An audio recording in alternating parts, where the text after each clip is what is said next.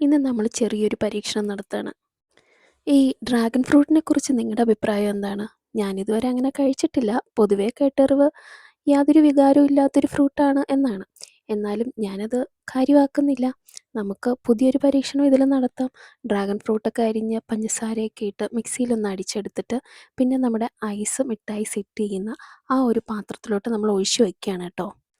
Dragon fruit മാത്രമല്ല വാട്ടർമെലനും കൂടി നമ്മളൊന്ന് അടിച്ച് ഒരു വെറൈറ്റിക്ക് വേണ്ടി അടുത്ത ജാറിലോട്ടൊക്കെ ഒഴിച്ച് വയ്ക്കുവാണേ.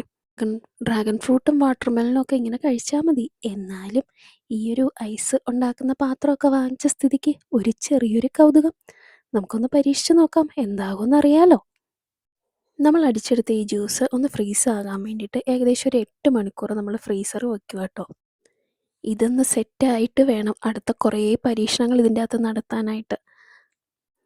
എനിക്ക് ഈ പാത്രം കണ്ടപ്പോൾ നമ്മൾ പണ്ട് കഴിക്കുന്ന ഐസ് മിഠായിയൊക്കെയാണ് കേട്ടോ ഓർമ്മ വന്നത്. അപ്പം നമ്മുടെ പരീക്ഷണം വിജയിച്ചോ ഇല്ലയോ എന്നുള്ളത് ഞാൻ അടുത്ത വീഡിയോയിൽ കാണിച്ചു തരാം കേട്ടോ. അപ്പോൾ